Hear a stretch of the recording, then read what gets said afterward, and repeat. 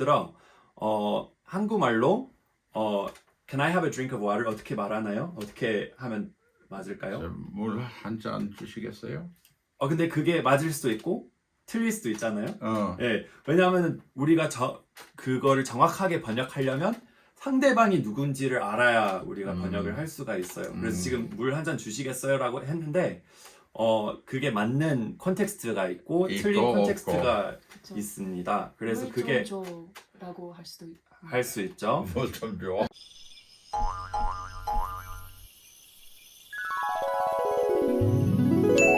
안녕하세요. This is Mark Peterson with the Frog Outside the World Research Center, and today I have two old friends with me. No, one old friend and one new friend. I just met Biddy. Biddy's Korean language is really marvelous, and we're happy to have you here with us today. 감사합니다.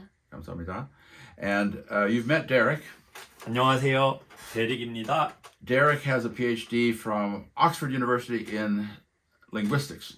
You know, I think I've told you this before, but some of the smartest people I know are in linguistics. Really? Yeah.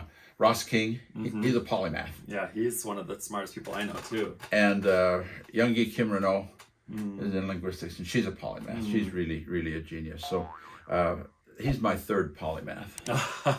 Are you a polymath? I'm honored. Thank you so much. No, Derek is very, very bright. And we're going to talk about the difficulties of language and how Korean is really a remarkably difficult language. Let me introduce the topic by an experience I had. Several years ago, I was asked to give a talk at DLI, the Defense Language Institute, the American Army Military Language Training Center. And they have a very precise way of determining how proficient each of their graduates are. And they have a certain standard, and they've got a 1, 2, 3, 4, 5 level of proficiency. And then they've got 4 different categories of language according to the difficulty. And a Cat 1 is Spanish, Right. Easy language for an American.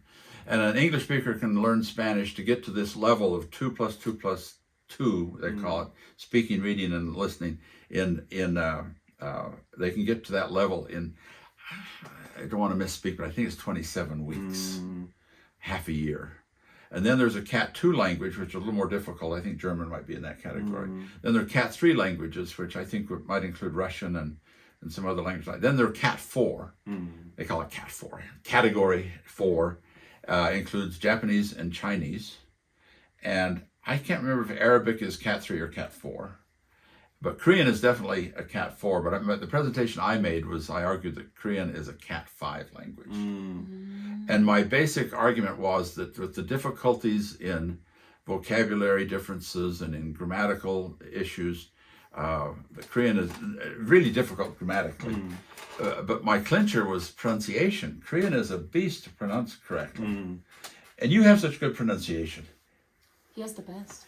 How, Bunny, your colleague up there at the University of Utah, told me you said something to her about you think your brain had not matured beyond the 12-year-old by the time you went out to Korea to learn Korean? So there's something called brain plasticity in language learning, and they used to think that it was connected to other areas of brain development that stop around puberty, basically.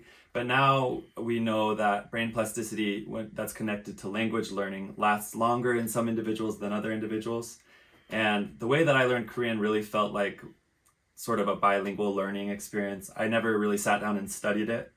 You didn't. It just came. You learned it as a child. Yeah. Even though you were no longer a child, right. Really. I was in my late teens, and I was 18 when I started learning it, and I never felt like I had a studying experience with it. That's fascinating. So yeah, and that's very linked to pronunciation as well. Oh yeah, that's one reason why you have such good pronunciation. And this is one reason why your language is so good. You cracked in at a point where you were still of juvenile brain. That's true. And I feel like I was actually very similar to Derek, where I didn't necessarily study it, like grammar and having notebooks full of notes and stuff like that. I actually just listened to it a lot, and I picked up grammar patterns as I was listening, and I imitated them, and I just copied the people that I heard on screen, and then that's how I became. But it's important to recognize that plasticity doesn't necessarily mean that someone will learn a language better than someone whose brain plasticity might have not lasted as long, because you can become extremely fluent in a language when you learn it as a second language. It just has to do with what part of your brain is responsible for the learning of the language. Wow. So, well, I don't know where I am, but when we've done videos before, people on the comments say, the student is better than the teacher. No. He's my teacher, you know. They say that, and it's absolutely true in regard to pronunciation. Well, I know more historical words than you do. definitely. You know what a Hyangyo is? And I do now. You should check out the other video. We did one on Hyangyo a while ago. But Dr. Peterson knows more, you know, historical terminology than the average Korean person probably does. So, But you know, I still suffer. I suffer learning this language. And I hate to confess it, but I openly confess that when I read my tekul, my comments on I cheat. I Google Translate them. as you should. You don't have time to. You know, because to pound through the Korean is still slow for me. Sure. You know, if it's a common thing, but if they throw in one or two words that I don't know, so I cheat all the time. I just throw it in Google Translate, and then the reading is instant. Do you have instant reading of Korean? Depends on the context. If it's historical Korean, absolutely not. No, but if it's more in your conversational, field. more in my field, then yes. Do you have instant reading of Korean? I would say it's You the same can, as can't you? English for me, unless it's. There are some topics that I know more Korean than English, and there are some topics that I know more English than Korean. Yeah. So, But you're basically pretty close to reading a Korean text. Just yeah. it just flows. It's I've never got to that stage. One thing, I haven't had a lot of discipline in studying like at a Korean university.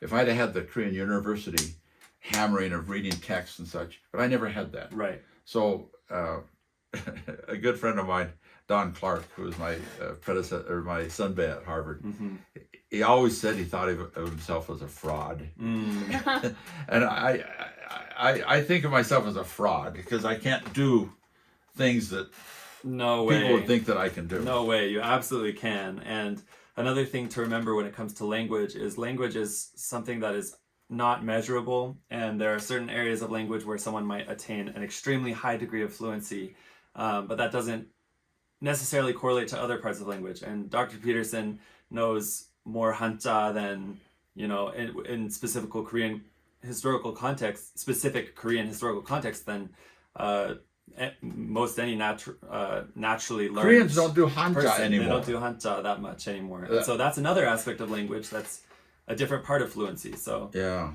Well, tell me, what are some of the quirky, difficult things about Korean that you're discovering? 이건 한국말로 할게요. 그럼. 좋아. 네, 좋아. 한국말이 사실 많은 사람들 혹시 스토리를 다 끝내셨어요? 그 예, 4단계, 5단계 다 말씀을 하셨죠? 예. 예, 많은 사람들은 한국어가 일본어보다 쉽다, 뭐 중국어보다 쉽다라고 하는데 그게 사실 우리가 언어학적으로 보면은 절대로 맞는 말이라고 할 수가 없거든요. 네. 왜냐하면은 이제 언어 중에 제일 좀 배우기 힘들기도 하면서 약간 우리가 정확하게 정의를 내리지 못하는 부분은 활용론이라고 하는데 영어로는 pragmatics이라고 합니다. 근데 그게 이제 언어가 쓰이는 문맥이나 언어가 쓰이는 그런 콘텍스트를 말하는 부분인데 영어로 제가 어떤 그 문장을 가지고 한국말로 번역을 하려면 사실 그 사회적 문맥을 모르고서는 번역하기가 불가능한 언어는 바로 한국어라고 우리가 그쵸. 얘기할 수 있어요. 예를 들어 한국말로 Can I have a drink of water? 어떻게 말하나요? 어떻게 하면 맞을까요? 물 한 잔 주시겠어요?